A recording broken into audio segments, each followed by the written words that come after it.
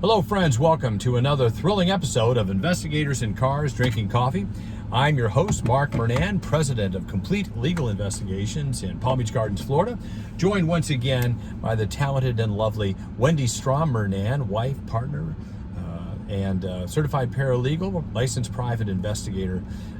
And today we're going to be addressing really a great topic that we've talked a lot about here. Yeah. Background checks, dirt, and discrepancies. Ooh. Oh, I love that little Dirt. alliteration there. Dirt Yeah. and discrepancies, background checks.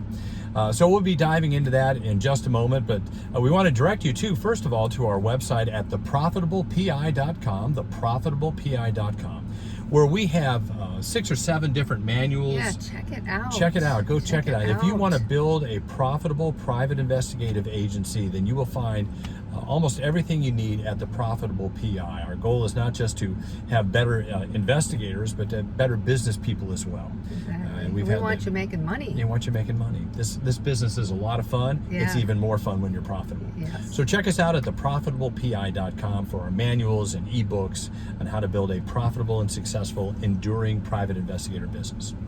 We're going to dive into our topic in just a second, background checks, dirt, and discrepancies. But first, a word from our sponsors at ORUP and Working PI Magazine, liability insurance for the professional private investigator.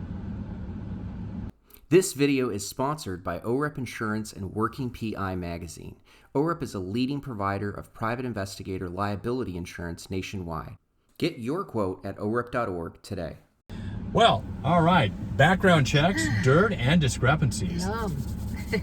This is stuff everybody loves right Yeah, here. yeah. I enjoy this part too. This is the digging. This is the digging part. This seems like the unglamorous part, but this is really where you find some nuggets. So, Yeah. all right, let's break that into 2 parts, dirt and discrepancies. So what constitutes dirt?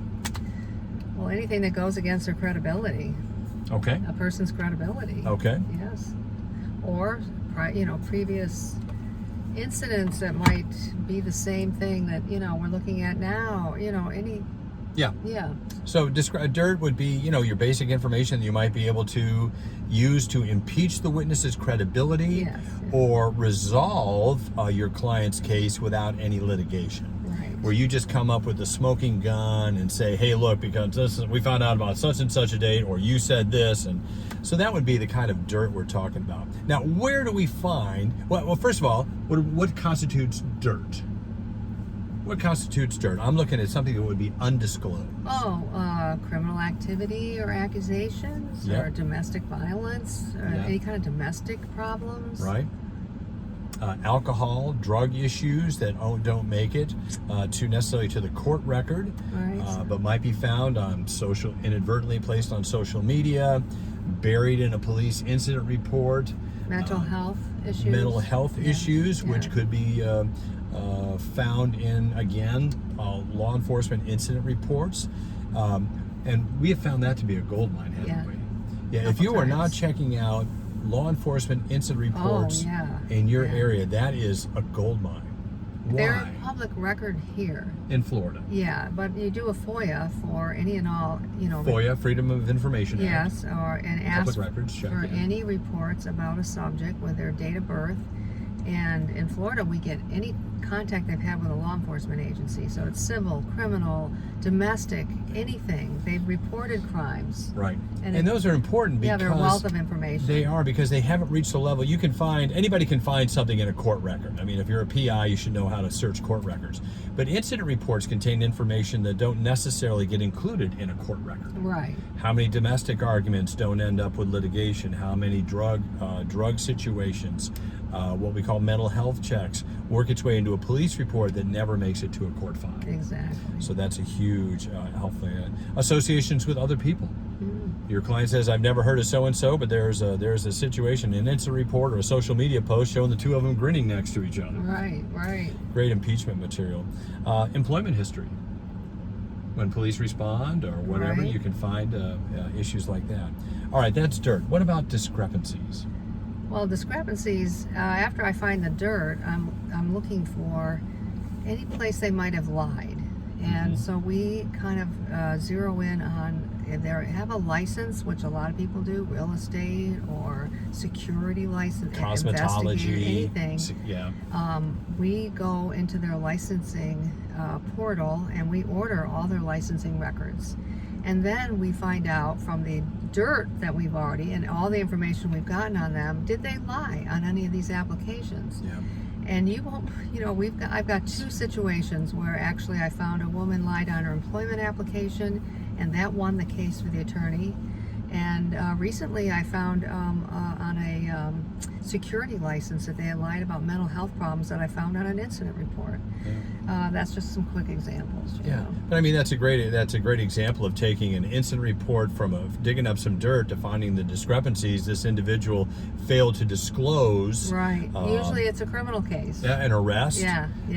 Or a failure to do something here, and he didn't put it on his license. Yeah. Which is impeachment material. So Yeah. those are the kind of discrepancies. Exactly. Workers' compensation claims are a great source Previous of discrepancies. Injuries, yeah. Finding prior employment. Education claims, that's gotten to be tougher. It's tougher to verify if they really got their degree. You can call the universities. Some will tell you, some won't. Yeah. So that's kind of up in the air. There used to be a source for that, but that's no longer necessarily available. And undisclosed crashes. Oh yeah, that's a big one. Yeah. Your client, even with plaintiff work here, our clients want to know if their client is telling them the truth. This is the first time I've ever been rear-ended. Right. And then you find a report in your state Department of Motor Vehicles, which shows 2 years earlier they were involved in a terrible rear-ender, or they rear-ended somebody and they suffered injuries from there. Yeah. Or the defendant could be, a really bad driver and have previous accidents. They don't always show up in civil suits. They don't always even show up on proprietary databases. Sometimes we have a great source, Bert Hodge, who can look those up for us in our state. In Tallahassee, in Florida. In Florida, yeah. So. And that's going to vary state by state based upon availability of public records. California, forget about it. Just kidding. I've had attorneys tell me, "Oh no, they haven't had any other accidents." Well, here it is. Here it is. Here it is. Yeah. It's going to vary state by state, but you need to look and you need to put in the appropriate requests as well. Yeah. So the whole idea is to try, because they impeach them on dishonesty. That you're looking for the crimes of dishonesty or lying on any kind of document that they're submitting. Particularly an official record that they put an oath to. Yeah. And so you match those up, and it's great impeachment material. The lawyers love it. And don't overlook federal PACER court system. Yeah. If you don't have a subscription to PACER, which is the federal court docket entries, the case filing location, find an investigator who does and work with that individual to check PACER, because a lot of things happen in federal court you won't even hear about in state court. Right. I just found one today that had a wealth of information, a case in federal, and I thought, I don't know if I should check. Oh, check. Wendy, you always check, and there it was. So, there it was right there. Hopefully you're using a checklist. We certainly have those available in one of our manuals, don't we? The research procedures manual. Checklists on where to check. Everybody's got checklists, so we included one in our manual on investigative research procedures. I'll put a picture of it up there. But visit the website at theprofitablepi.com for investigative research procedures, and you'll be able to avail yourself of the information we've put in there. It's awesome. It's awesome. Yeah. Well, that's our topic for today. Don't forget to visit us at theprofitablepi.com for our manuals and ebooks. Check out our sponsors at OREP Insurance Group, orep.org, and we will see you on the next episode of Investigators in Cars Drinking Coffee. Bye-bye now.